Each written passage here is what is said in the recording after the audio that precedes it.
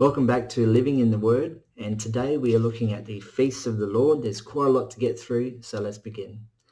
Leviticus 23 verses 1 to 3. And the Lord spoke to Moses, saying, Speak to the children of Israel, and say to them, The feasts of the Lord, which you shall proclaim to be holy convocations, these are my feasts. 6 days shall work be done, but the seventh day is a Sabbath of solemn rest, a holy convocation. You shall do no work on it. It is a Sabbath of the Lord in all your dwellings. So firstly, the Sabbath, the seventh day, is a day of rest. Now, it is not clear whether the Sabbath is a Saturday or a Sunday. It doesn't say here. So, and a normal calendar year was, and a calendar week was all not pre-done, but reorganized by the Romans. So it really doesn't matter what day the Sabbath is, as long as there is a day that is set aside as a day of rest. Leviticus 23, verses 4 to 8. These are the feasts of the Lord, holy convocations which you shall proclaim at their appointed times. On the 14th day of the first month at twilight is the Lord's Passover. And on the 15th day of the same month is the feast of unleavened bread to the Lord. 7 days you must eat unleavened bread. On the first day you shall have a holy convocation. You shall do no customary work on it, but you shall offer an offering made by fire to the Lord for 7 days. The seventh day shall be a holy convocation. You shall do no customary work on it. So Passover is the month of Nisan, which is March, April, on the 14th day. The Feast of Unleavened Bread starts the next day on the 15th for 7 days. Leviticus 23, verses 9 to 14. And the Lord spoke to Moses, saying, Speak to the children of Israel and say to them, When you come into the land which I give to you and reap its harvest, then you shall bring a sheaf of the first fruits of your harvest to the priest. He shall wave the sheaf before the Lord to be accepted on your behalf. On the day after the Sabbath the priest shall wave it. And you shall offer on that day when you wave the sheaf a male lamb of the first year without blemish as a burnt offering to the Lord. Its grain offering shall be 2/10 of an ephah of fine flour mixed with oil, an offering made by fire to the Lord for a sweet aroma. And its drink offering shall be of wine, 1/4 of a hin. You shall eat neither bread nor parched grain, nor fresh grain until the same day that you have brought an offering to your God. It shall be a statute forever throughout your generations in all your dwellings. The Feast of First Fruits is where you would bring your first sheaf of produce to the Lord. They would also offer a 1-year-old male lamb as a burnt offering, as a grain offering, 2/10 of an ephah of fine flour mixed with oil, and 1/4 of a hin of wine.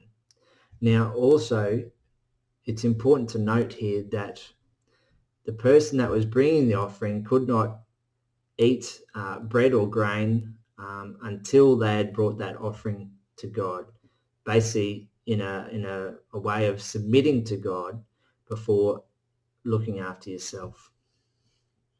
Leviticus 23, verses 15 to 22. And you shall count for yourselves from the day after the Sabbath, from the day that you brought the sheaf of the wave offering, 7 Sabbaths shall be completed.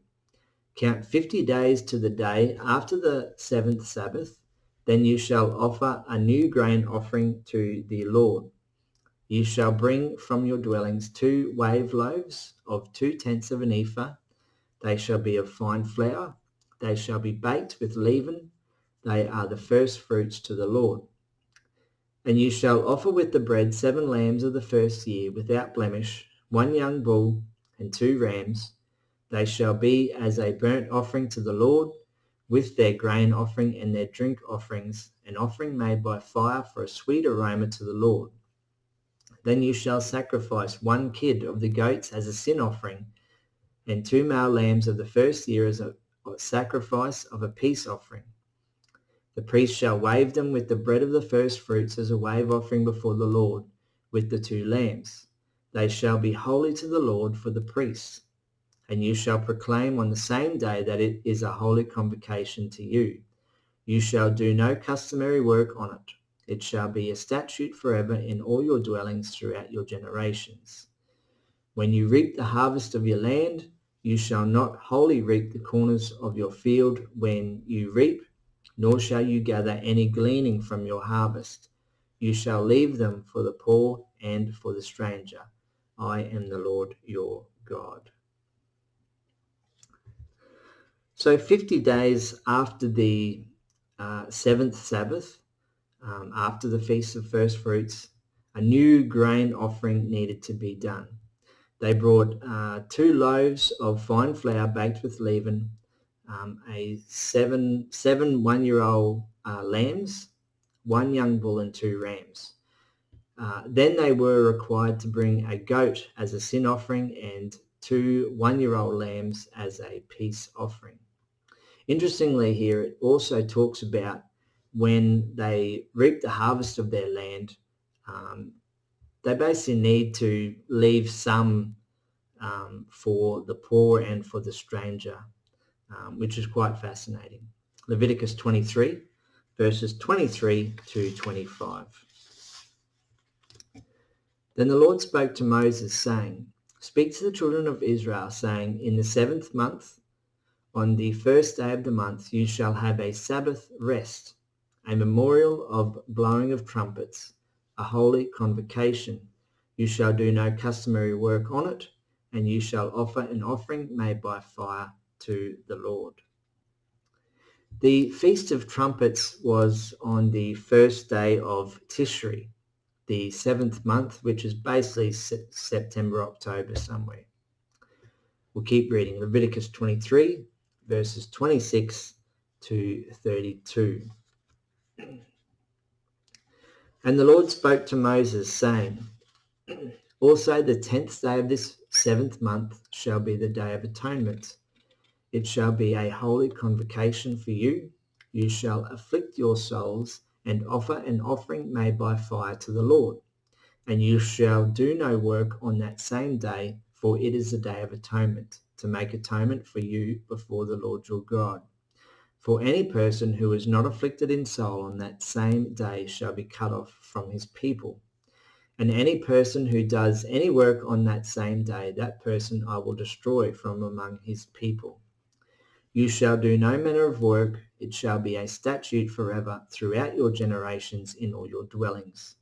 It shall be to you a Sabbath of solemn rest, and you shall afflict your souls on the 9th day of the month at evening. From evening to evening you shall celebrate your Sabbath.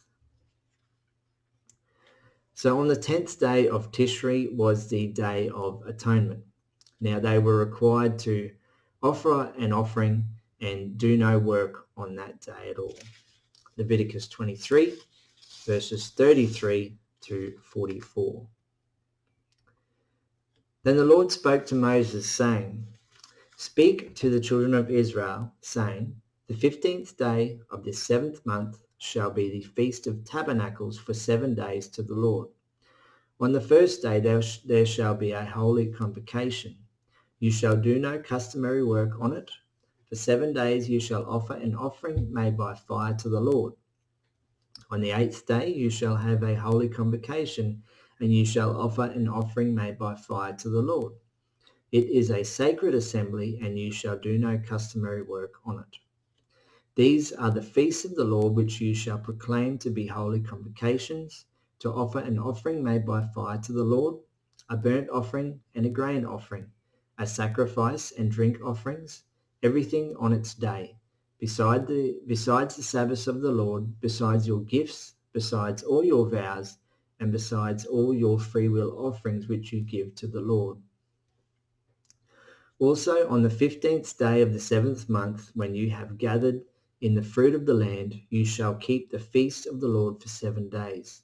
On the first day there shall be a Sabbath rest, and on the 8th day a Sabbath rest.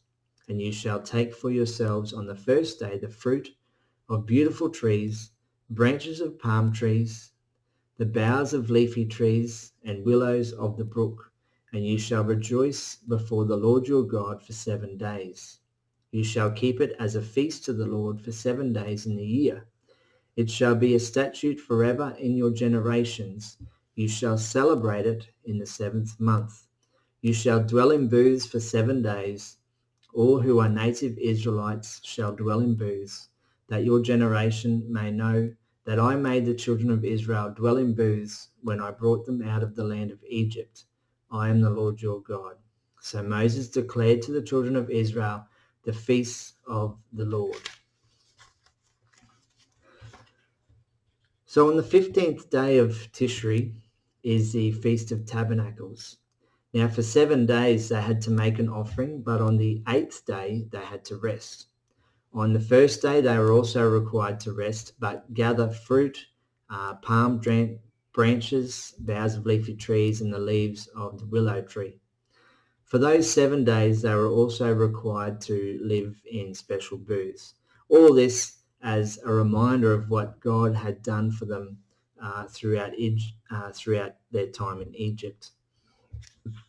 One thing I can note here is that the Israelites were a very giving people, and this is what God had basically trained them to do. He'd trained them to be a people who are not afraid to give, because that is what God required of them, to give. It's not always about receiving. It is always about giving. Well, thanks for watching. Stay tuned for the next video, and God bless.